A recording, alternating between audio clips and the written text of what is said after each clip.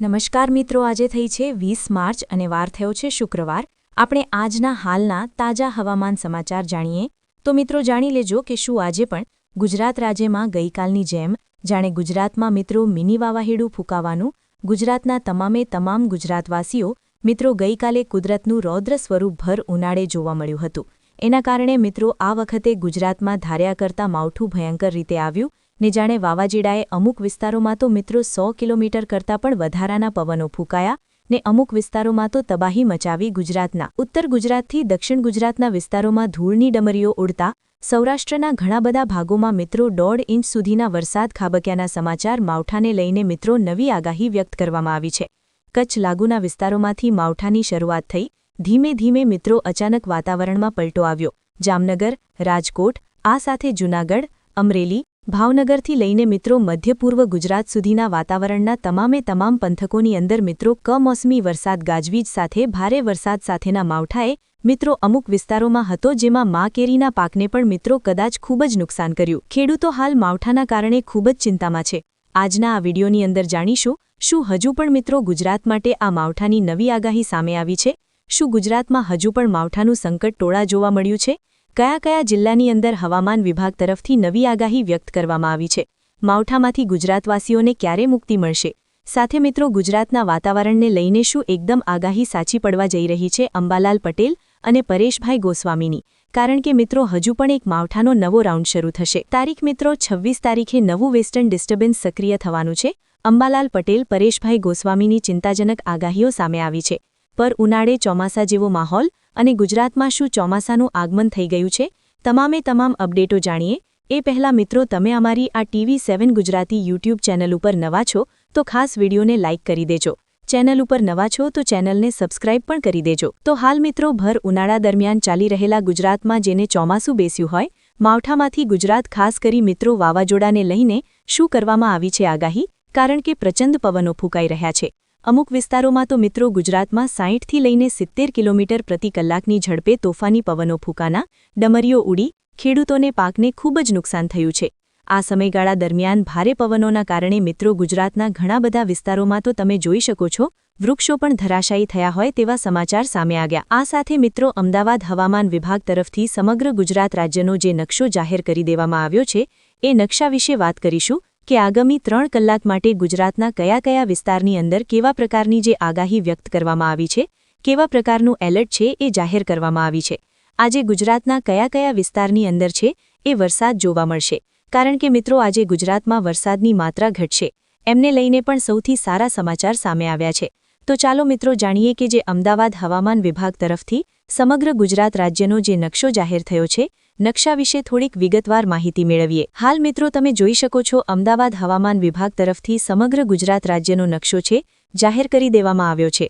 મિત્રો આજે 20 માર્ચ અને આજના રોજ માત્ર સૌરાષ્ટ્રના 2 જિલ્લા જેમાં મિત્રો ભાવનગર અને અમરેલીમાં, સાથે ઉત્તર ગુજરાતના કચ્છ, બનાસકાંઠા, સાબરકાંઠા, અરવલ્લી, મહીસાગર, દાહોદ, પંચમહાલ અને છોટા ઉદયપુર ટોટલ મિત્રો એટલા જિલ્લાઓ છે કે જે આજે વરસાદની રહેલી છે આગાહી. બાકીના ગુજરાતના કોઈપણ જિલ્લાની અંદર આજે જે કોઈપણ પ્રકારે માવઠાની કે પછી વરસાદની આગાહી છે વ્યક્ત કરવામાં નથી આવી. પરંતુ મિત્રો આજે ગુજરાતમાં તોફાની પવનો ફૂંકાશે. કારણ કે ગઈકાલે જે વરસાદી સિસ્ટમની શરૂઆત કચ્છના વિસ્તારથી થઈ હતી, કચ્છથી લઈને મિત્રો દ્વારકા, જામનગરથી લઈને મિત્રો તમે જોઈ શકો છો ઉત્તર ગુજરાતના ઘણા બધા વિભાગોમાં પણ ઘણા બધા ક્ષેત્રની અંદર જાણે મેઘતાંડવ સર્જાણું હોય, જળ હોનારત સર્જાણી, નદી નાળાઓ છે કારણ ખેડૂતોના ખેતરમાંથી પાણી વહેતા થયા, અનેક વૃક્ષો ધરાશાયી થયા તો અનેક મકાનોના છાપરા પણ ઉડ્યાના સમાચાર સામે આવ્યા હતા. સાથે મિત્રો કાલ અમદાવાદની અંદર પણ ધૂળની ડમરીઓ અને પવનો ખૂબ જ ફૂંકાણા, જેમના કારણે મિત્રો ગુજરાતમાં લગભગ મોટાભાગના ભાગોની અંદર ભારે નુકસાન થયું. વેસ્ટર્ન ડિસ્ટર્બન્સ છે મિત્રો આજે બપોર પછી આજે સાંજના સમયગાળા દરમિયાન કદાચ શું કાલ જેવા સમાચાર પણ સામે આવી શકે છે.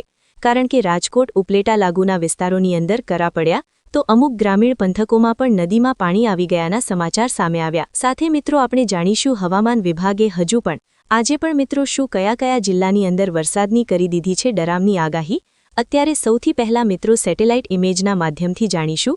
તમે જોઈ શકો છો અત્યારે તો વરસાદી સિસ્ટમ આખી મધ્ય ભારતના વિસ્તારો તરફ પહોંચી છે અને આ વરસાદી સિસ્ટમની શરૂઆત પાકિસ્તાનના વિસ્તારો તરફથી થઈ હતી અને આ વરસાદી સિસ્ટમ મિત્રો તમે જોઈ શકો છો વીજળીના ગાજવીજના કડાકા ભડાકા સાથે મેઘતાંડવ શરૂ થશે। મધ્ય ભારતના વિસ્તારો સુધી પહોંચેલી આ વરસાદી સિસ્ટમ ફરી શું યુટર્ન લેશે?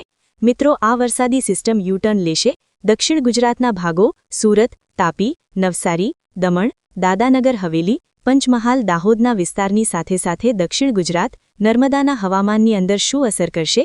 શું મિત્રો માવઠું ફરી ગુજરાતમાં મેઘતાંડવ લાવશે કે કેમ નહીં? કારણ કે ગુજરાતના બાકી રહેલા સૌરાષ્ટ્રના ગીર સોમનાથ, જૂનાગઢ લાગુરના વિસ્તારની અંદર આજે વાતાવરણમાં પલટો આવશે। કદાચ કમોસમી વરસાદ અને માવઠાની શક્યતા અને મિત્રો ગુજરાતમાં 72 કલાકમાં મુસીબતનું માવઠું ભૂકાઈ કાઢ્યું। ધોધમાર વરસાદ પડ્યો। ગુજરાતના 80 જેટલા તાલુકાની અંદર તો મુસીબતનું માવઠું જોવા મળ્યું। બગસરા, ચોટીલા જેવા વિસ્તારોની અંદર આ સાથે મિત્રો ધોધમાર વરસાદ, અમદાવાદમાં ધોધમાર વરસાદ, કોઈક વિસ્તારોમાં તો મિત્રો વરસાદ અને ધૂળની ડમરીઓ ઉડતા થોડાક ટાઈમ તો મિત્રો વિઝિબિલિટી પણ ન દેખાણી અને મિની વાવાઝોડાએ ગુજરાતમાં તબાહી મચાવી। માર્ચ મહિનામાં મિત્રો ગુજરાતમાં આવું પહેલીવાર વાતાવરણ જોવા મળ્યું। માર્ચમાં મિત્રો વાવાઝોડા જેવા માહોલ સર્જાયા, ગુજરાતમાં જળ હોનારત સર્જાણી। પરંતુ મિત્રો આજે આ વરસાદી સિસ્ટમ ઉત્તર દિશા તરફ ધીમે ધીમે આગળ વધતી જોવા મળી છે। પવનોની સાથે મિત્રો આ વરસાદી સિસ્ટમની ગતિવિધિએ થોડીક ધીમી ઘટતી જશે। પરંતુ મિત્રો આજે સાંજના સમયગાળા દરમિયાન ફરી એકવાર કયા અવસ્થાની અંદર ખરેખર કેવા પ્રકારનું હવામાન જોવા મળશે? કારણ કે મિત્રો આપણે અત્યારે જણાવી દઈએ તો સવારના સમયગાળા દરમિયાન ગુજરાતના પૂર્વના ભાગોની અંદર અમુક વિસ્તારોની અંદર ગાજવીજ સાથે માવઠાની શક્યતા દર્શાવવામાં આવી છે। એ પરિણામે છોટા ઉદયપુર છે, બારડોલી છે, અહીં લાગુના વિસ્તાર છે, જેતપુરના વિસ્તાર છે, ઘણા બધા પંથકોની અંદર ત્યાં મિત્રો ગાજવીજ સાથે મિત્રો વહેલી સવાર દરમિયાન માવઠારૂપી વરસાદ જોવા મળ્યાના સમાચાર પણ સામે આવ્યા। ગોધરા છે, લુણાવાડાના વિસ્તારોથી લઈને રાજસ્થાનના વિસ્તારો છે, ઉત્તરીય ગુજરાતના સરદી વિસ્તારો છે, બનાસકાંઠા, આબુ અંબાજીના વિસ્તારોની અંદર ત્યાં પણ મિત્રો વહેલી સવાર ઘણા બધા પંથકોમાં મિત્રો સારો એવો વરસાદ પડ્યાના સમાચાર સામે આવ્યા। હવે ગુજરાતમાંથી ધીમે ધીમે આકાશ સ્વચ્છ થશે, પરંતુ એપ્રિલ મહિનાની અંદર એપ્રિલ મહિનાની શરૂઆત પહેલા પણ નવા વેસ્ટર્ન ડિસ્ટર્બન્સ સક્રિય થઈ છે। પાકિસ્તાન ઉત્તર ભારતના વિસ્તારમાંથી વેસ્ટર્ન ડિસ્ટર્બન્સ સક્રિય થઈને ગુજરાતના વાતાવરણમાં અસર દર્શાવે તેવા પણ અત્યારના હવામાન સમાચાર છે એ સામે આવી રહ્યા છે। કદાચ ગુજરાતમાં કમોસમી વરસાદ, માવઠાને લઈને ચિંતાજનક હવામાન સમાચાર પણ સામે આવી રહ્યા છે। મિત્રો જેમ જેમ ગુજરાતમાં સમયગાળો પસાર થતો જશે તેમ તેમ ઉત્તર ગુજરાતથી મધ્ય પૂર્વ ગુજરાત, દક્ષિણ ગુજરાતના ઘણા બધા ભાગોમાં જળ હોનારત સર્જાશે। ભારેથી ભારે વરસાદની શક્યતા છે। અને મિત્રો અત્યારે માર્ચ મહિનો ચાલી રહ્યો છે। માર્ચ મહિનામાં અંબાલાલ પટેલની જે આગાહી સામે આવી છે, ડરામની આગાહી, ત્યાર પછી મિત્રો એપ્રિલ મહિનામાં ગરમી અને ઉકળાટનું પ્રમાણ વળશે। કદાચ ગુજરાતમાં એપ્રિલ મહિનામાં 45 ડિગ્રી સેલ્સિયસ સુધી તાપમાન પહોંચી જશે। ત્યાર પછી મિત્રો મે મહિના પછી મિત્રો જૂન મહિનામાં ગુજરાતમાં નૈઋત્યના ચોમાસાનું આગાગન પણ જે રીતે અત્યારે વરસાદ પડ્યો એવી જ રીતે થશે।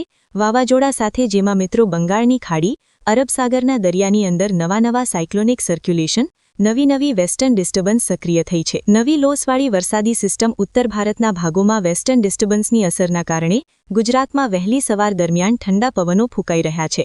જો મિત્રો ઉત્તર ભારતવાળી વરસાદી સિસ્ટમ યુટર્ન લેશે, મિત્રો વેસ્ટર્ન ડિસ્ટર્બન્સ છે અને આ વેસ્ટર્ન ડિસ્ટર્બન્સ કદાચ નીચે તરફ ગતિ કરે તો ઉત્તર ગુજરાતના બનાસકાંઠા, સાબરકાંઠા, અરવલ્લી, મહીસાગર, દાહોદના વિસ્તારોની અંદર બારે મેઘ ખાંગા થશે, જ્યાં જુઓ ત્યાં તબાહીના દ્રશ્યો પણ સામે આવી શકે તેવા સમાચાર સામે આવશે। પરંતુ આજે હળવાથી લઈને મધ્યમ કમોસમી વરસાદ અને ગાજવીજ મળી શકે છે।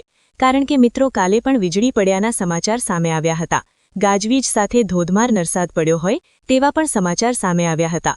મિત્રો જે મધ્ય ભારતવાળી વરસાદી સિસ્ટમ જો યુટર્ન લેશે તો પણ ગુજરાતમાં કમોસમી વરસાદ જોવા મળશે।